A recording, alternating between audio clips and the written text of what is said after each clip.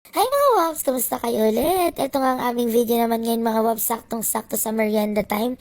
Nagugutom na raw si Kuya Tommy kaya gusto niya mag-snack. Kaya sabi ko, sige, buksan mo to. Hindi niya alam kung ano tong in-order ko na to, kung anong laman yan.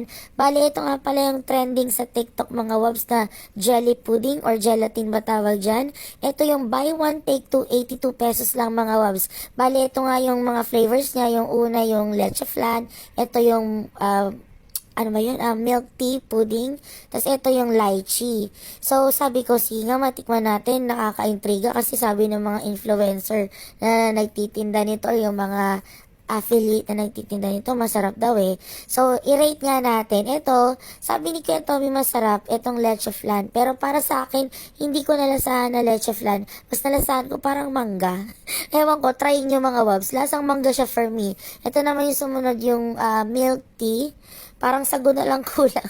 Milk tea nga. Pero hindi kasi ako mahilig sa milk tea talaga eh. Kaya hindi ko siya bet. Para sa akin lang. Pero sabi rin ni Kuya Tommy sa kanya, masarap niya. Wala naman yata hindi masarap sa'yo. Lahat masarap. O, diba? Hirap na hirap pa nga. Hirap na hirap pa siya yan. Pero masarap daw, o, diba? Sabi niya. Tapos ito na nga yung huli niyan, 39. Ito yung lychee. Hindi rin ako mahilig sa lychee mga wabs, kaya hindi ako tumikim niyan. Pero si Kuya Tommy, kahit nahirapan siyang buksan yan mga wabs, grabe, struggle talaga. Yan daw lahat gusto niya, pero ang pinaka-favorite niya yung lychee. Sabi niya masarap daw eh, pero ayan, yan daw yung pinipili niya pinaka-the best, pinaka-masarap. Tapos yung pangalawa daw yung milk tea. Ewan ko yung ano talaga, yung leche flan, hindi lasang leche flan, lasang mangga.